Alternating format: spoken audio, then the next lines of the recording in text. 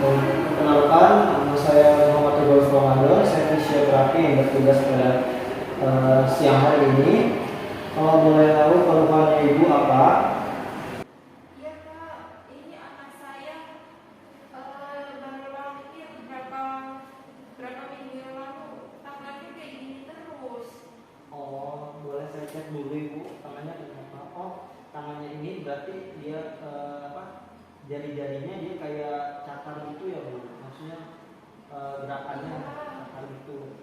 Oh, kira-kira sudah berapa lama ibu? Dari lahir mas. Dari lahir, apakah ibu ada keluhan? Maksudnya itu, apakah sebelumnya ibu mempunyai riwayat penyakit?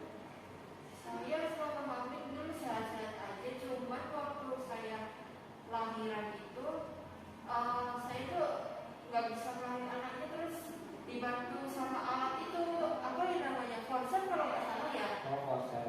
Nah, terus ibu sebelumnya pas hamil itu, apakah ibu mengonsumsi obat-obatan tertentu?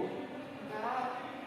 Lalu pas saat ibu hamil, apakah ibu merasakan seperti ada kontraksi-kontraksi yang mungkin atau keanehan yang seharusnya tidak dirasakan oleh ibu-ibu hamil pada sebelumnya? Enggak. Tidak ada juga.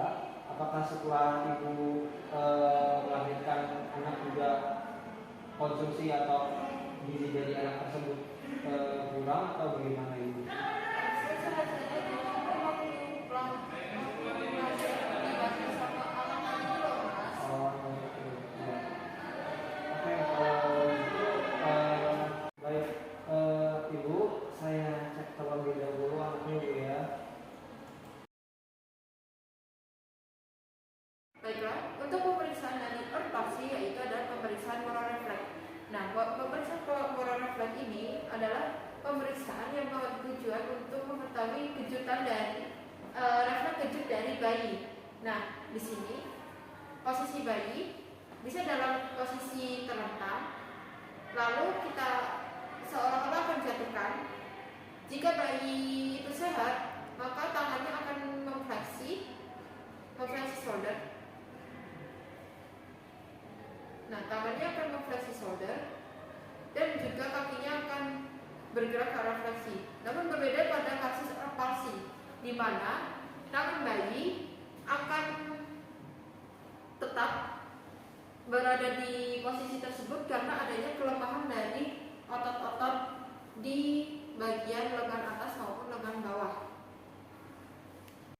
Baik, selanjutnya ini adalah pemeriksaan ROM aktif maupun pasif. Yang pertama-tama kita melakukan pemeriksaan secara aktif. Pada pemeriksaan aktif ini, karena terdapat pada kiri pada pasien, maka yang kita harus periksa adalah apakah pasien atau anak tersebut bisa melawan dan tidak melawan gravitasi. Nah, di sini karena dia tidak bisa melawan gravitasi, maka karena bagian fleksi shoulder, terus wrist dan juga bagian itu mengalami kelemahan, maka dia tidak dapat melawan gravitasi.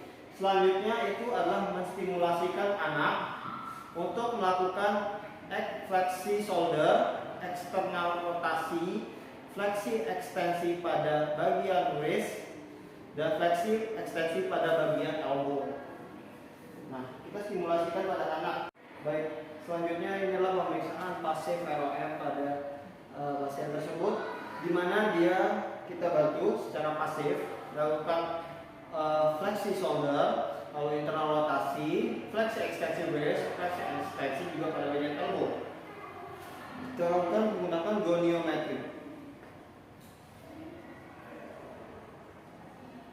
Melakukan anak secara pelan-pelan. Biasanya anak apabila dia tidak bisa melakukan pergerakan tersebut, biasanya dia akan menangis, tanda isyarat bahwa anak tersebut karena dia belum bisa berbicara. Fleksi,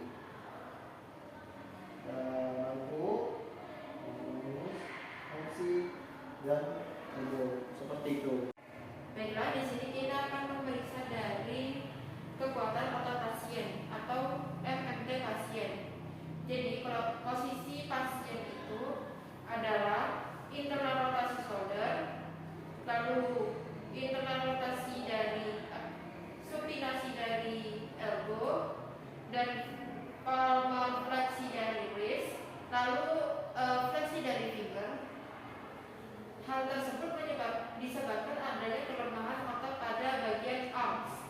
Nah, pada pasien mengalami MMT hanya 2 karena pasien hanya bisa menggerakkan tangannya ke kanan dan ke kiri, tidak bisa melawan gravitasi dari bumi, sehingga pasien mengalami keterbatasan gerak, yaitu tidak bisa melakukan fleksi dan ekstensi dari shoulder, dan begitu juga gerakan-gerakan yang lain yang melawan gravitasi.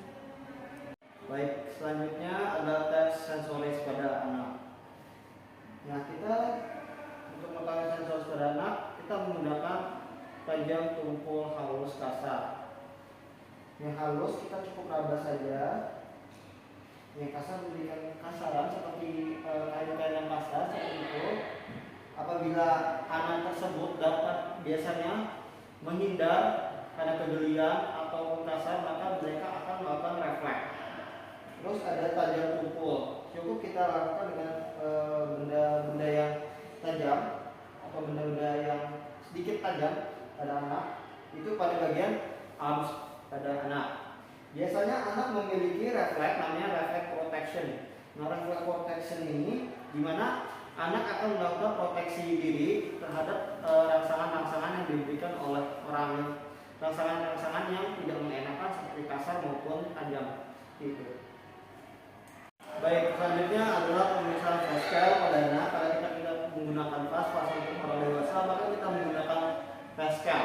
Facial pada anak cukup diduga-duga saja, yaitu antara 1 sampai 10. Karena di sini kelihatan wajah pasien mengalami kesusahan, kelemahan otot juga, maka dan mukanya tampak pucat, maka kita berikan nilai 8.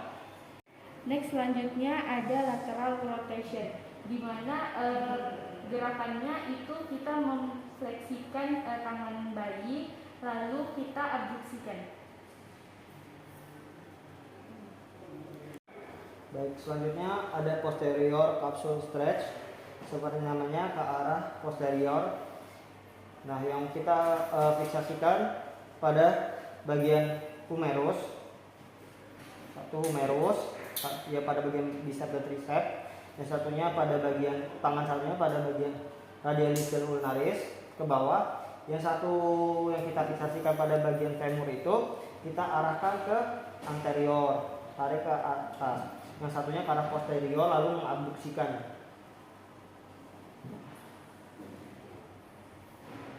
Itu.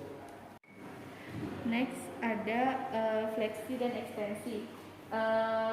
Kita memfleksikan tangan bayi, lalu kita gerakan ekstensi, fleksi, ekstensi, fleksi, ekstensi. Next ada pronation and supination, di mana handling kita di bagian tangan atas.